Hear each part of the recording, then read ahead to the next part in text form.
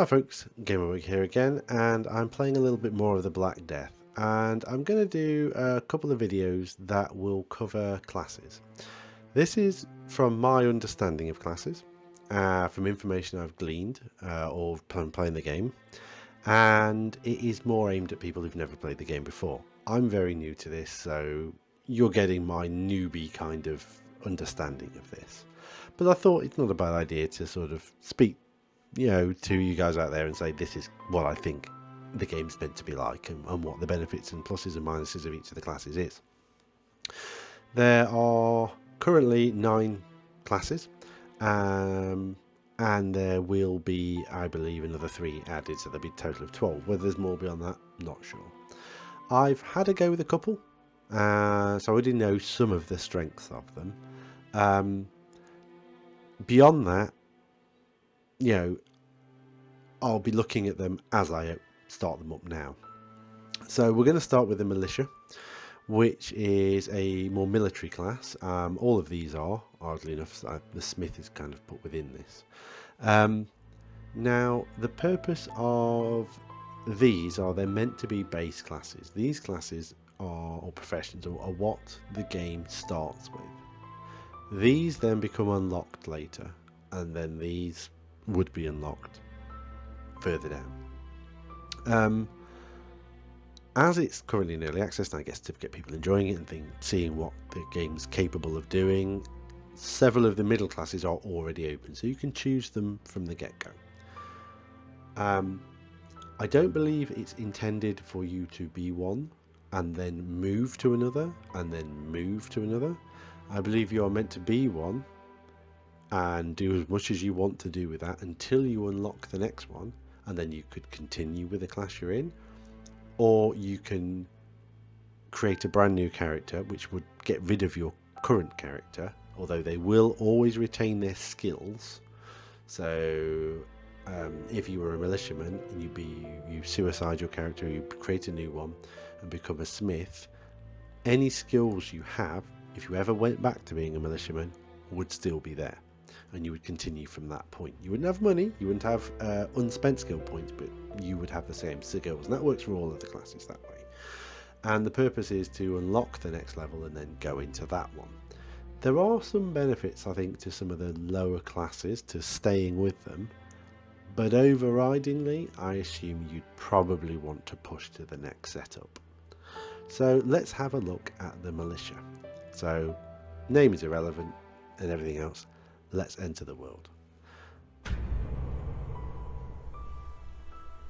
Now, I think I'm on London 1, but I could be wrong. So let's have a look around our surroundings and see if I can figure out where I actually am. I'm not sure. I might be in Crutchley. There's definitely a town on the hill here, so let's go have a look at that. Could be Crutchley. It could be...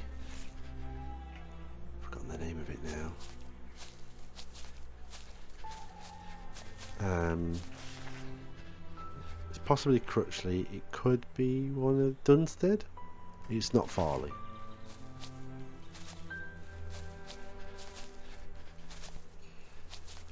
And I don't believe it's the capital.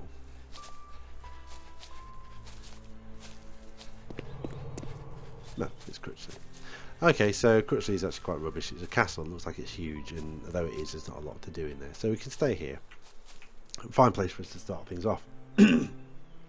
Now, whenever you start a character, the best thing to do is see what kind of things they can craft initially.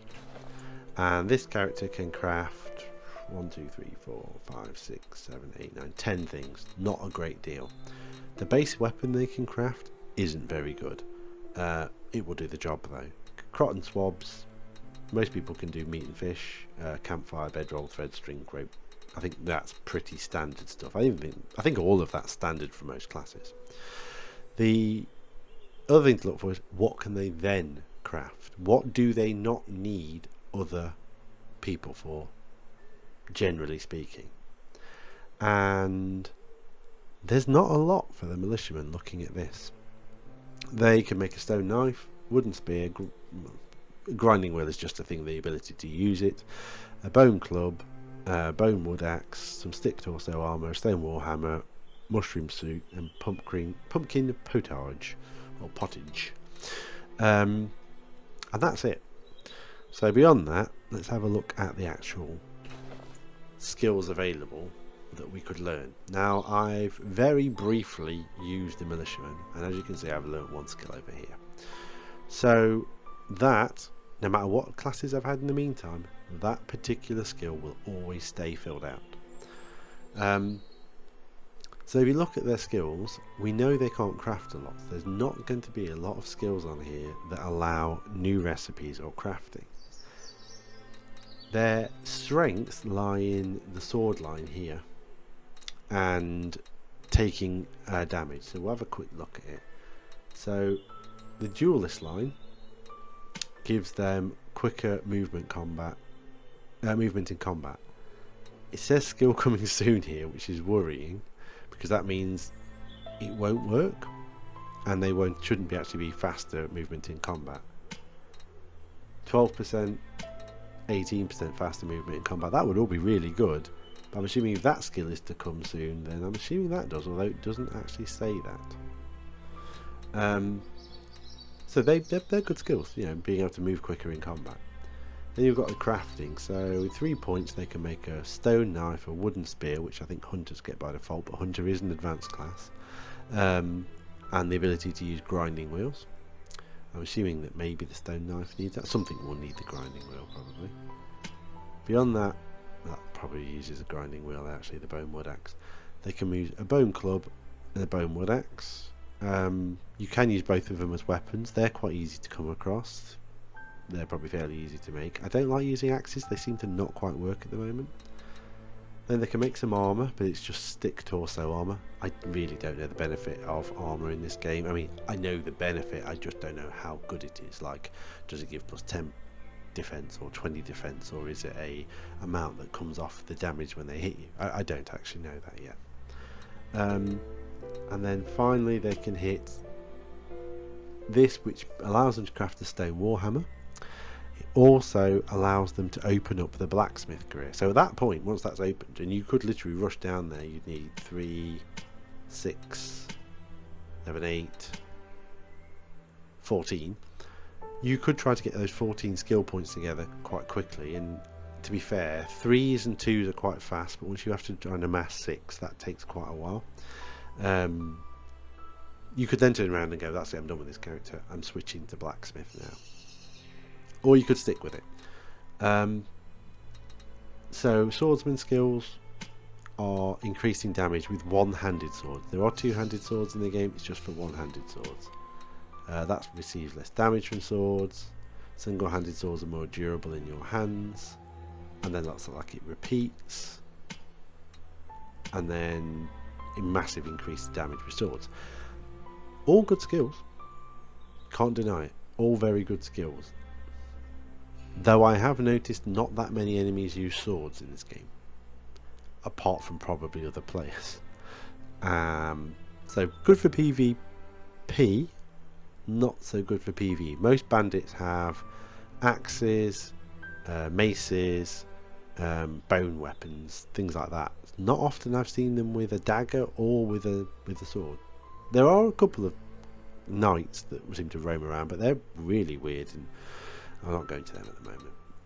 They also get a couple of food recipes that they can make, which I suppose is quite good, albeit they've already got meat. Meat is really easy to come by, so for difference, kind of cool. Maybe it gives a bit more hunger, but meat and fish give a pretty good amount of hunger back. And meat's so easy to come by because you can get it off dead bandits. Grim, I know, but true.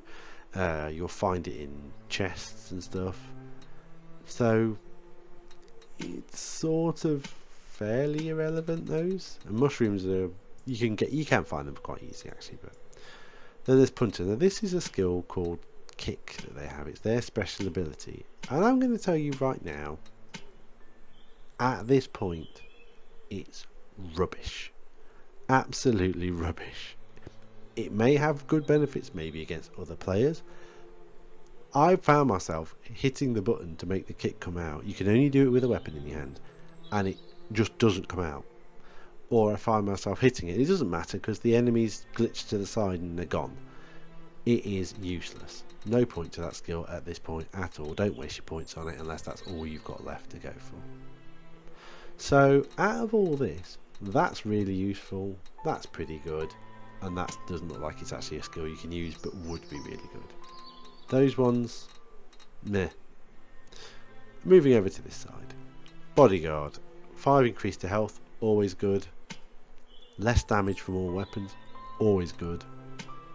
10 increase health, less damage from weapons. 15 increase health, 10% from all weapons. Really good skills. You know, definitely worth going after. But remember, you can't carry these on to another class. You have to be a militia to have them. So you're then stuck with some of the other downsides to this class. Increased stamina, always a good thing, and running speed. Yep, can't ever deny. Very good, useful things. Helpful, worth putting points into. Infantry. 35% more experience from bandit kills. That's fairly good. And 50%. Yeah, I mean, there's nothing wrong with that. You've got the points, why not? These are better again. Weapons Master. 8% more damage with all weapons. I don't know if that stacks with like swordsman. So 8% plus, yeah, it's like if you're now using a sword, it's 16%. I would hope so. Equipped armor is 12% more effective. Sounds pretty good to me. More durability with all weapons. I'm assuming that 8 plus the, but I don't, doesn't say the percentage, would stack again. I'm hoping. Armor is more effective again. More damage with all weapons, and then I'm assuming that 15 plus that 20 would be a 35% increase with one-handed swords. That's pretty impressive. But again, you're stuck being a militiaman. There's not a lot to like about this class, in my personal opinion, at least if you're on your own. If you've got someone to give you those single-handed swords, just eat some food. I don't have any. I'll quickly go grab some. Yeah, if you've got someone to keep you equipped with swords, you've got someone to keep you equipped with armor, it's probably a very, very good, class. But if you haven't, you're gonna struggle, I would imagine. A bit of self-sufficiency is good, but these guys are kind of relying on other people, or hopefully killing an enemy, for almost everything. Because yeah, sure, they can make stick armor, but I mean, if you're a pretty predominantly combat class, you're gonna want to. Can I get over this wall? Probably not. Oh, is there a bone there? There is, but oh my god, this is where problems come in. Trying to just get over a wall like that. There we go. Someone's dropped a bone, yeah? Oh, it's a bone club, even better. So I've actually got myself a weapon now. I am hungry, so I'll eat that and eat that. Yeah, I feel that this is a class that is sort of very reliant on other people, or it's going to be a bit of a slog, or you're just going to be buying a lot of stuff. You're going to be buying weapons. You're going to be buying armor. It plays perfectly into the idea of needing other classes. It does play very well into that, if I'm honest. But beyond that, any bandits over here? Maybe someone I can have a fight with? No. Yeah, beyond that, I think feels a bit of a funny class to me. They can't really craft the best anything, and they have no massive bonuses.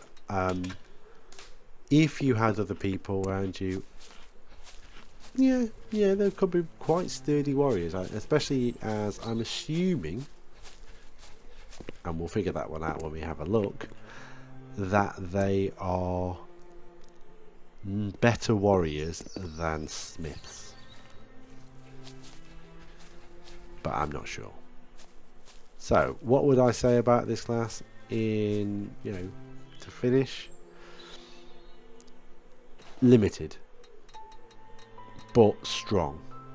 Strong as in powerful, good in a fight. Apart from being good in a fight, there's not a lot of benefits to this particular class, in my opinion. I will try them out.